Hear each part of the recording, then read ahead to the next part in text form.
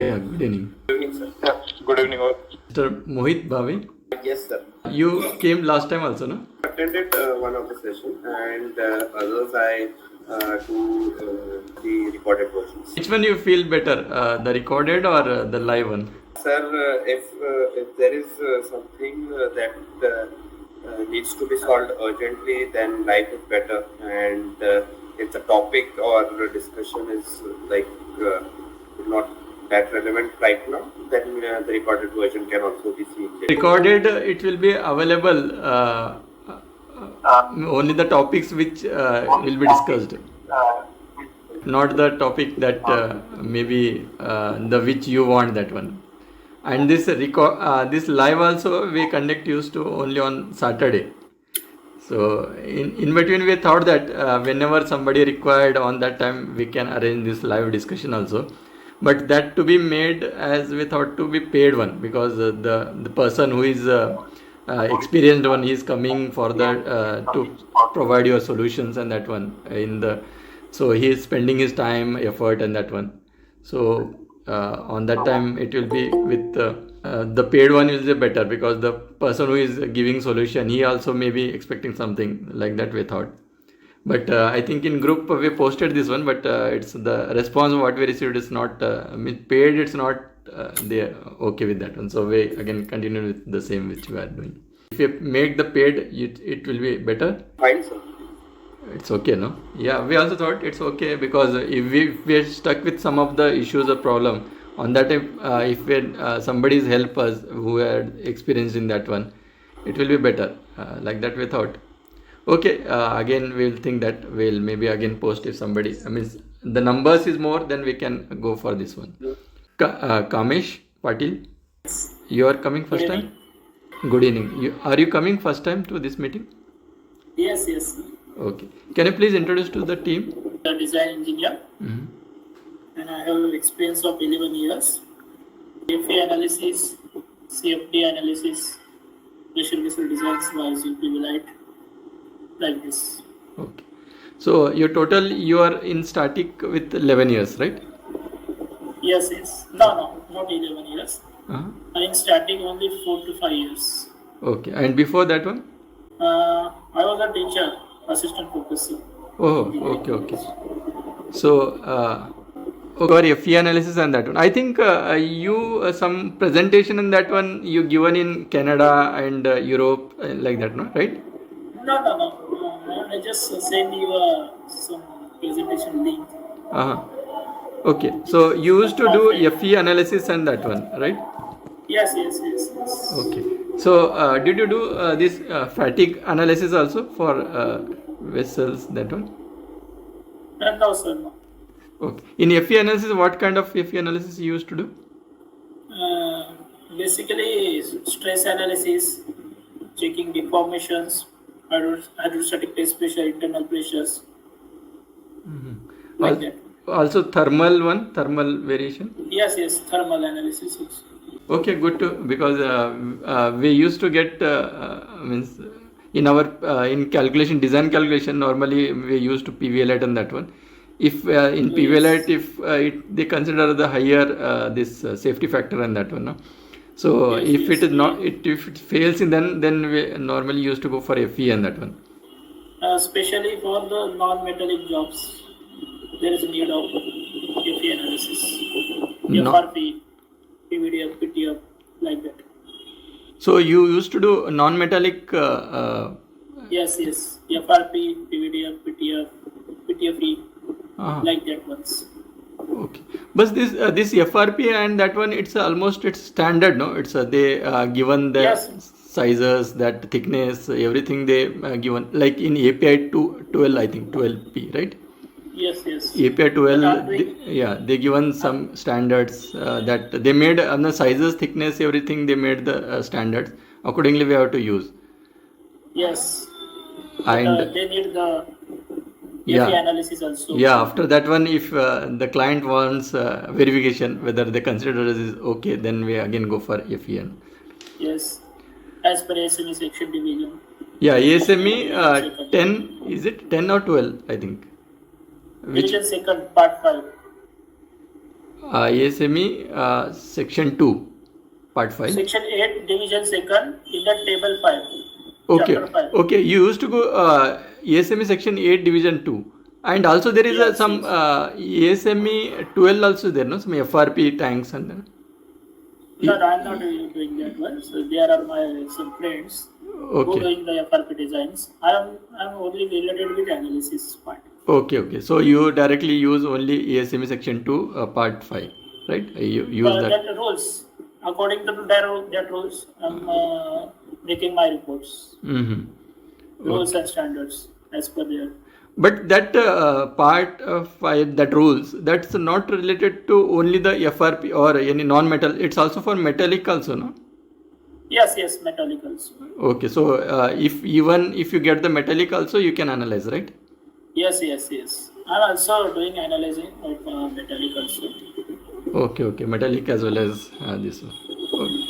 Okay, good to But know that. mostly I'm doing non-metallic. Means maximum you had the experience in non-metallic rather than metallic. Yes. Because there are majorly FEA needs in non-metallic, because all metallic job we can calculate all things in PV Lite software. Yeah. There is no need of FEA for the metallic jobs. For only special case, for special designs, there is need of FEA. Yeah. When we fail in our PVLite that nozzle or something, then we'll go for FE. Otherwise, PVLite Yes. gives the results. All of PV Lite can done all the job. Yeah. And also PVLite is associated with one more software like Nozzle Pro. Yes. And that Nozzle Pro, it gives that again connected to FE, and it's directly gives the results and that one. It's like that. Yes, right. Okay. Welcome to our group. Thank you. Okay, do you have any issues to discuss? No? Okay. Okay. Yashwant Bajbalkar. Yes, sir. Good evening. You are coming first time? I think before also once you came and you left early, right? Yes. I'm outside. I'm not at home. Uh-huh. Okay. I will just listening. You just carry on discussion. Okay. Can you please introduce to the group because they want to know the teams who are there in our group for discussion. Okay. Myself, Yashwant Bajbalkar. I am static equipment design engineer. Total 7 years of experience. Okay. I am handling client. Okay. So your total 7 years you are in this static only, or you are in? Yes. In static only. Okay. So you are basically more on the client side, no? You are dealing with the client discussions and that one. Yes. Client as well as vendor coordination. Okay. You are not preparing any documents or any design calculations or something? No. Out of 7 years, 5.5 year I done work. This work only preparation of the drawing, performing design calculation. Mm-hmm. Now I am at client place, preparation of the data sheet, EMR, TQ, TB, vendor offer evaluation. Mm-hmm. Okay, TQ and that one means technical queries and that one. So Yes. what recently queries you faced? Can you, if it's okay to share, you can share. Sir, actually I am just not at home, just outside. I'm traveling. Okay, no issues. So today I will just listen queries and all things. Okay. Do you have any issues to discuss, or you just want to discuss? No any query. I just joined for information. Okay. Query and all things. Okay. Welcome. Okay, thank you. Welcome. Mohit, do you have any issues to discuss, or anybody want any issues to discuss? Mohit. Yes, sir. Actually, I posted. Yeah. Yes, sir. Actually, I posted the same. I haven't found any design calculations for the sizing of the sump that is at the center of the roof. I think you are asking for this. Okay. Anybody want to answer his query? Because he is asking about the sump which is located in the tank roof. Anybody want to answer his query? I think I answered it. This sump is designed based on that the whatever wall you are fitting in that one, and also you shared the calculation also, no? The sizes of sump and that one. Yes, sir. That's the basic one because I have just calculated the volume of the sump. Actually, as per based on the rainfall on that your roof, this sump will be designed, and normally this sump comes from standard size like 500 or 750 or 1000, like this, like what we provide on manual and that one, no? Like that it also comes in standard size. So you have to take means I think you shared it's coming around 700 something, so you can take the 750, the size of that sump, and check with their which wall is fitting in their sump, and check with your piping whether this wall will fit this in 750, this size what we are considering.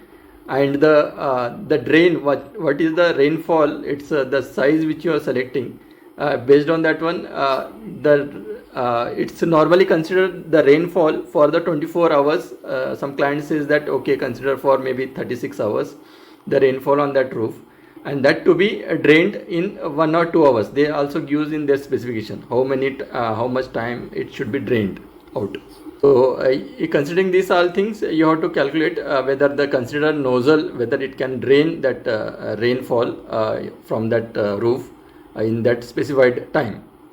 If it drains within that specified time, then you can go with that size. If not, then again you have to recalculate the size of that, and it should be easily fit on your nozzle, your wall or nozzle on that one, mainly that one. And it's not that collecting or saving that rain on that roof. It's just transferring that rain to the rainwater to the drain nozzle at the bottom, at out.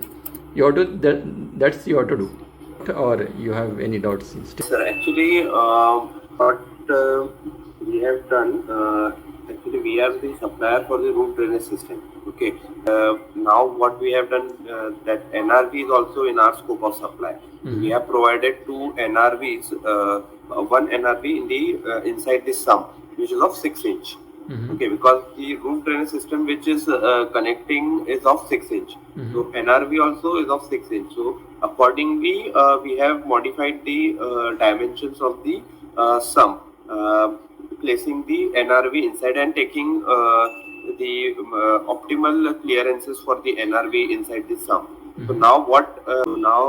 They want like the calculation that how we have to this dimensions, this clarification. So now the Excel whatever you shared the screenshot, how you arrived at that values? Yes, sir. Actually, see this tank dia is all the tank details are with us. Okay, the rainfall intensity is given by the customer. Then I have calculated the surface area and volume to be drained. I have just multiplied the area by the rainfall intensity. Okay, and then the basic sump calculation. Yeah, volume to be drained you calculated, but that to be again based on their requirement. It's not by yours. Drain in how many hours you want to drain, means maybe they said that in 2 hours the complete the roof, whatever the rainfall will be there, that rainfall to be drained. So that you have to calculate accordingly. If this is that 2 hours, then within 2 hours the whatever the rain collected on the top of roof, that to be drained. Or if this says that 1 hour to be drained, then you have to calculate accordingly. Means first you have to calculate the total hours of rain to be collected on the roof. Means this is that maybe 24 hours that rainwater to be collected on the roof, and that to be you have to calculate. First you have to calculate how much volume, then in that volume in how much time you have to drain.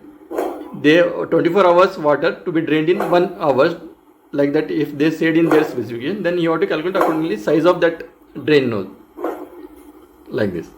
The drain nozzle we have already calculated. Okay, we are the supplier for this roof drainage system. So we have calculated that, and they are satisfied with that calculation. Okay.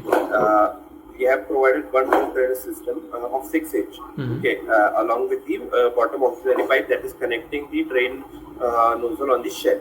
Okay. So that has been satisfied. Now the only question remains is how we have give the dimensions for the sump. So we are not like manufacturer of the sump, and we have not done it in the past. Engineering judgment basis, they also don't have the calculations for that sump. The sump means, as I told you, you are fitting the 2 NRVs in there, no? Single NRV. Okay, so what the size you are fitting there? 6 inch. Okay, 6 inch so of 6 inch you are fitting, giving some clearance around it, maybe 100 150. So say them that this 6 inch size is this much 150 plus we are giving 100 clearance surrounding this one, and we are giving the size of this sump, and that depth and that one normally, and they also have some standards maybe. You can check with them if they have some standards. You can refer that one. Otherwise, you can say it's a general engineering practice. We are providing the size of this, or you can refer some of the handbooks. There are few handbooks also available. Some Chevron and that one. Sir, can you name some handbooks so that I can go through it and check if something is available in it? Yeah. I will share the names of that one in the group and that one. It's the one is Chevron, and I will with title and that one I will share to you. Is it okay? Okay. That's fine. Okay. You got your answer. Yes, sir. Okay. Any more you want? No, sir. This is the burning question. Thank you. Okay. Anybody? Anyone? Vishwanathan or Atul? You have anything? Atul, you want? Or Vishwanathan? No. Vishwanathan, you No, sir, I have no specific equipment query. Sorry. Okay. Did you heard that Mr. Kamlesh, he's specifically Kamesh. So he's specifically for non-metallic, this one. He used to do analysis for that one. So you come across any non-metallic you are in your field also? Because maybe I want to introduce Vishwanathan. He's in material specialist, so he used to guide for the material requirement in that one. So, Okay. Non-metallic, we use GRE basically. And then it's based on the temperature. If maximum temperature is 120, we go for GRE. If it is 85, we go for glass reinforced vinyl ester. And then basically these are used for 150 pound rating, not more than that. Maximum is 10-12 bar maximum operating pressure and something around 18 bar design pressure. So temperature, I told you, if it is epoxy based resin, then it is 120 degrees C maximum, and if it is vinyl ester, it is 85 degrees C. So Kamesh, how much maximum design pressure you used in analysis? 11 kg, sir. 81 kg per cm square. 11. Yes. It fits in 150 pounds. Yes, actually, for the non-metallic job, majorly changes are with respect to temperature. I have observed in FEA. Increase the temperature, then there will be the stresses, deformations on the various parts. Depend on totally temperature. Yeah. Results. But it's not depends on the pressure. Yes, pressure also, but major effect of temperature on the non-metallic job. Okay. So this 11 kg it comes to around 11 bar. So 11 bar, it's big. It's not 11 bar. Yeah, 150 pound rating, it will come that much. It will fit in that one. Okay. So in material, I think your verification is for this corrosion or erosion, anything. It will not come in your right? Yes. Yeah. So it's just only selection where this material is suitable for that service. We accordingly we will take that one. Maybe the inside the whatever the liquid they are using, it should suit for that one, right? Yes. In oil and gas industry, we use for basically aqueous services, because aqueous services, this carbon steel or galvanized carbon steel, those are very corrosive and will not last long for 25 or 30 years. So basically, we specify this for the aqueous services where the rating is maximum pressure rating is 150 pounds. Okay. And for mostly underground services where you have a soil corrosion from external, so you have to have a cathodic protection if you use a metallic material. In such cases, the GRE comes very handy. GRE, HDPE, these are all the materials comes very handy. You don't need to externally protect through cathodic protection, and internally there is no corrosion because they are non-metallic. So you don't need to worry about any corrosion, anything. So underground or buried structures, basically we prefer this non-metallic material. And in some cases, above ground also nowadays people started using GRE. The main concern with GRE is basically, you have a issue of fire retardants. But there are fire retardant GRE nowadays available in the market where it is resistant to fire. The earlier concern when GRE was specified is that due to fire, the GRE will start melt and will get affected, and you will have a trouble because there will be a leak. But nowadays there are fire retardant GREs. And then since you are using epoxy above ground services, you need to worry about the UV light, solar radiation, UV radiation, which affects the epoxy over time. Okay. But now they will use a polyurethane top coat, which is resistant to UV radiation over the GRE, or they will use epoxy inhibitors, UV resistant inhibitors inside the epoxy resin, which they are using to make GRE. So these are all the two solutions now adopted. One is for fire, they are using a fire retardant GRE. The second is they are using either a polyurethane top coat which is resistant to UV, or UV resistant inhibitors inside the resin, which is used to manufacture GRE. Okay, but this GRE and that one, there is some fungus and that one problem, no? It will create inside that. No, that will not cause any corrosion. That will not cause any problem. GRE is totally non-resistant to corrosion. So Corrosion resistant is okay, but the creation of this some means bacteria or that type of inside that one. It's even this is resistant to that. There is no metallic part involved, so even this is resistant to that. But anyways, there will be some associated metallic part. So basically, somewhere in the water service, they will do the chemical dosing like biocide or biocide. They will do somewhere. So that will take care of that, because the entire line cannot be a GRE. Somewhere, somehow, the metallic part will come. Yeah. So in order to prevent that metallic part from microbial induced corrosion, somewhere in the line we will inject biocide. So that will take care of this bacterial issues. So this connection between this metallic and non-metallic, again, it will be how you will connect this. Miss flange, if one flange of... It's not a problem. There is a GRE flange available, and then there is the GRE can be end with a flange, and then that is directly connected to carbon steel with metallic bolts or even GRE bolts. So basically, the connection is not a problem. It is very well established. The GRE up to 150 pound rating, if you are applying the torquing and all, it's okay. It will withstand. Okay. Development they done good in that one, so it can withstand with that one. The whatever torque will apply for the closing of that. Yes. The recent developments, it's not a big deal. Kamesh is only doing for maximum he is doing the non-metallic, so he is for the sir PTFE only, PTFE, FRP like that. I have experience. FRP is a problem. I want to know that if any design code for the PTFE job, PTFE vessels, is there any design code for manual calculations? Like ASME section division 8, ASME section 8 division 1 is for the pressure vessel design.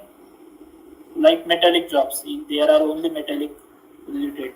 For non-metallic, for the PTFE material, which code we can use? Any code? Vishwanathan, you want to answer? I'm as you know very well that I'm not a design guy, so no, actually he's asking for metallic, like for metals and that one metallic we use for nails and that one. No? So like that for non-metallic he is asking any other codes that to be followed. Or... Codes, because I am doing a FEA for those, because there is we thinking that there is no code for PTFE, PVDF, that kind of job to design. Yeah. So this we is are basically using done by the manufacturer. They will give some guidelines actually. That is the one which is being used. Even for any pressure or temperature scenario, we have to approach the manufacturer whether your product will withstand. And he will do, I don't know what calculation or something like that. He will say whether it will withstand or not. And based on that, we are going actually. For the GRE part, the calculation is not done by us, but we get it from the manufacturer. That is but if we want to prove that allowable stress which is given by manufacturer is right or wrong, how can we prove it? Because now I have the problem to prove it. in my FEA, I am considering the allowable stresses which are 20 MPa or anything else. I have to prove some, which is I'm giving my job to someone. I'm showing report that allowable stress is 20 MPa and stress is observed in your job is 10 MPa. So this design is safe. But on what basis I'm considering this 20 MPa allowable stress? This I cannot prove. That manufacturer is giving me 20 MPa, but on what basis? He also not giving me any annexure for that. If this allowable stresses can I find if I, that table for the non-metallic is anywhere I can if found, then I can help. I have helped it. He's asking some properties of this non-metallic one. No, I understand. I Yes. understand his question, but really, I'm not into that. Actually, as you know, Raviji, very well, that I'm not into the design domain, so I'm unable to physically answer his question correctly. Because Kameshji, I don't do the design. I'm just a materials and corrosion expert. So I'm joining this forum to learn and also to share something. But unfortunately, in this part, I'm really not a designer. Basically, Yes. a mechanical designer. So unfortunately, I'm unable to answer your question. But if I come across anything, I'll definitely share with you.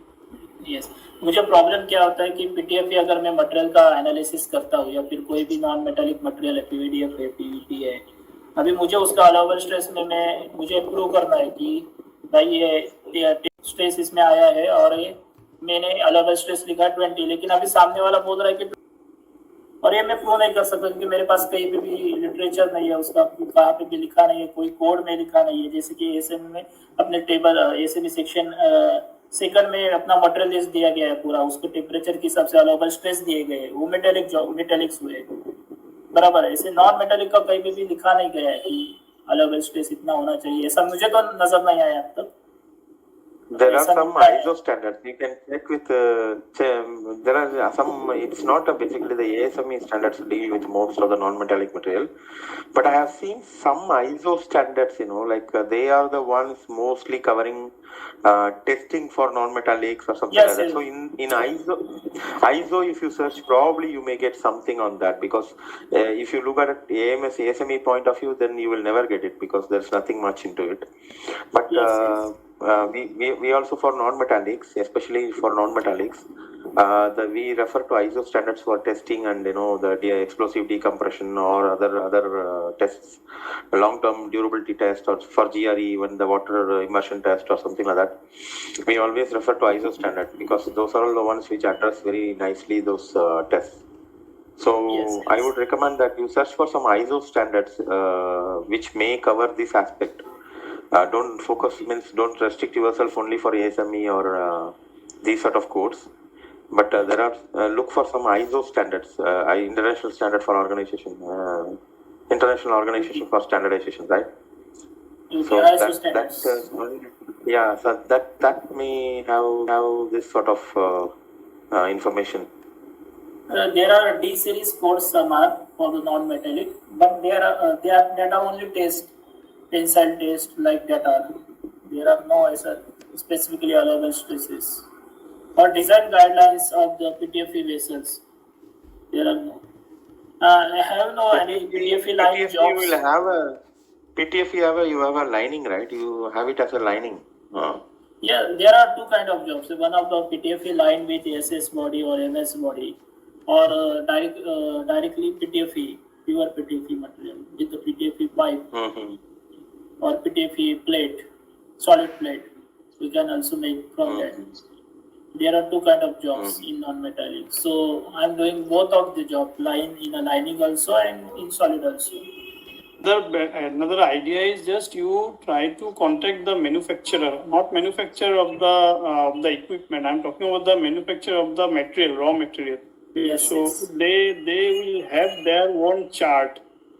Okay, maybe if you can get the contact from them, then you can ask how they got that allowable stresses on the material because they must have if they are manufacturing. They have not also. I already contacted with them. They have also not that. They are only doing the test like a Rockwell hardness test. linear hardness stress on the material and getting tensile strength only. Actually, some of the projects what we done, as I said, in API 12, in that one, what when you're non-metallic, that one you are using, that itself, that code itself given the properties of that one inside. That you can refer that one also, because that is specifically for FRP what we have done. But I don't know about any other metal also. I'm not talking with FRP. Uh-huh. FRP have design calculations for its only. Okay. But I'm talking about PTFE or other non-metallic materials. Mm-hmm. PTFE, PVDF, like that, PP. Okay, as Kaushik said that maybe that manufacturer can help manufacturers. you. Can help you. But they are doing only tensile test. But With they the might only be, tensile strength. they might be following some codes, no? By referring that codes, they are following that one. So in that code itself, they used to give like our ASME, like they given in ASME itself, they given the metallic properties. Like that, other any codes they like Vishwanath told ISO. If you refer there might be referring that one. So it might be available in that code itself, the stress values and that one, whatever the allowable stress values. So just check with them which codes they are referring or what they are following. So accordingly you may get that one. Yes, thank you. Got your answer? Yes. Okay.